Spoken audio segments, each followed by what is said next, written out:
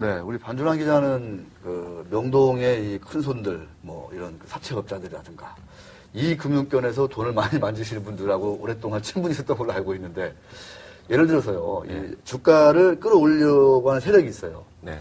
근데 가격 제한폭이 지금 15%가 있잖아요. 없다. 그러면 부담을 많이 느끼지 않을까요? 어떻습니까? 작전하는 데 있어서. 아마 좀 그럴 것 같습니다. 이 작전이라는 게 그 투자자 심리를 활용하는 측면도 좀 있는데요. 네. 예를 들어서 하한가 가는 종목은 좀 별개로 하더라도 상한가 가는 종목이 갑자기 이렇게 상한가로 들어가고 뭐 잔량이 확 쌓인다.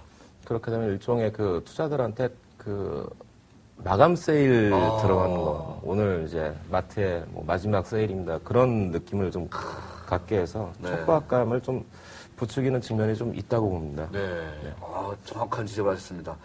이 주가가 상한가 근처에 가면 투자자들이 그걸 못 견뎌 하더라고요. 그래서 13% 오르는 게 그냥 15% 가버립니다. 이런 거를 전문적인 용어도 있는데 그건 다음 시간에 얘기하기로 하고. 자, 이 가격 제한폭 논란 관련해서는 이 김원장 기자실에서는 좀 가격 제한폭을 확대한 다음에 궁극적으로는 좀 폐지하는 게 맞다라고 주장을 하고 있는데 2007년에 거래소가 공청회를 열었습니다. 내부 입장은 20% 내지 30%를 일단 확대한 다음에 없애자. 이게 내부 입장이었거든요. 그래서 거래소 이사장도 당시에 기자들한테 그런 거래소 입장을 얘기하기도 했는데 가장 반대가 심했던 게 증권사입니다. 증권사. 증권사는 왜 그러냐. 가격 제한폭 제도가 없어지면요. 바로 하루에 다음날 30%, 50%, 70%가 움직일 수 있기 때문에 약정을 하기가 참 힘듭니다. 이게. 하루에 15%를 딱 묶어놓으면 오늘도 사고팔고 막 할 수 있고 내일도 사고팔면서 상한가로 가든 하한가로 가든 할 수 있거든요. 그래서 100% 가려면 15% 가격 제한폭으로는 5일 동안 상한가를 가야 돼요. 근데 이게 없어지면 약정을 얻는 데 있어서 치명타를 입게 됩니다. 증권사들. 그러면 기존에 지금까지도 우리 증권사들은 브로커리지 수입에 의존하고 있잖아요. 절대 다수 증권사들이. 네, 그렇습니다. 이런 것들이 큰 타격을 받을 수 있기 때문에 이 가격 제한폭 제도의 폐지를 결사반대했습니다. 심지어 많은 증권사들이 지금 HTS에서는 테마주 서비스 같은 걸 하잖아요. 네. 반준하기 잘 알죠. 예. 뭐 무슨 북한에서 무슨 뭐 흉흉한 남북 대치가 고조된다 그러면 뭐 전쟁 관련주 뭐 이런 거가 증권사 HTS를 통해서 쫙 이렇게 돌아갑니다. 메신저도 막 돌아갑니다 이게. 그러면 같이 그냥 거래가 막 일어나는 거예요. 그러니까 이 약정에 의존해서 먹고 사는 증권사들의 행태. 박상원 기자. 네.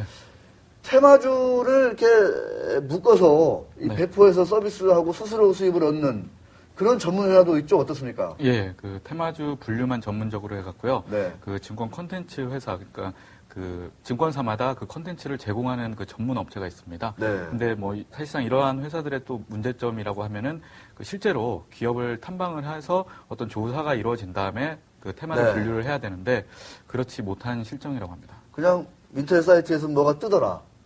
그러면 이제 그걸 이제 묶는 거잖아요. 이렇게 해가지고. 그거를 증권사라든가 투자자들한테 또 인터넷 사이트를 통해서 배포를 합니다. 그럼 그걸 보고 달려드는 거죠. 이 근본적인 처방은 저희는 그 가격 제한폭을 점진적으로 확대하고 결국은 폐지를 해야 되는 게 맞다라는 주장을 하고 있습니다. 지금 금융당국이 한국형 헤지펀드를 밀어붙이고 있습니다. 상당히 기준도 정해서 업계에서는 준비가 안 됐다고 하고 있는데도 금융당국 밀어붙이고 있거든요.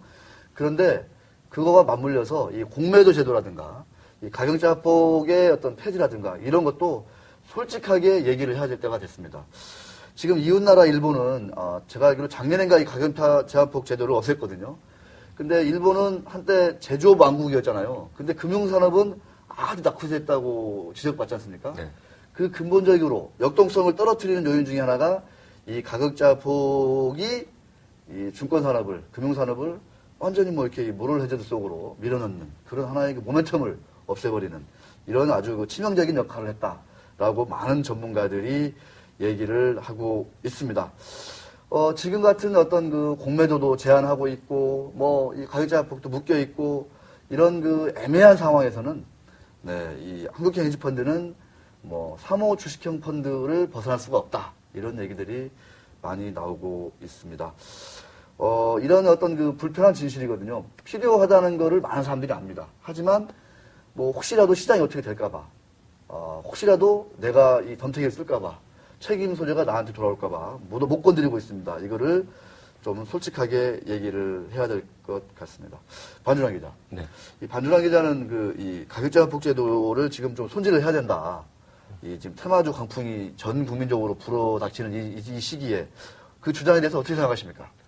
조금 이제 조심스러운 부분이 좀 많고요. 네. 아직 이제 그런 구체적인 효과가 특히 이제 아까 말씀하셨다시피 그 한국적인 이 주식 투자 문화가 있는 게 또 분명하거든요. 네. 아직은 이제 뭐 그 정석 투자라든지 가치 투자보다는 이제 이렇게 그 실외 그 테마주 뭐 말씀하셨던 것처럼 그런 쪽으로 움직이는 현상이 좀 많은데 이런 이제 그 투자 문화 개선과 가격 제한폭도 이제 이런 제도적인 측면인데 이 두 개를 어떻게 어느 시점에 예, 그렇게 좀 조율해 충격을 최소화하면서 예, 그럴 것 같습니다. 아마도.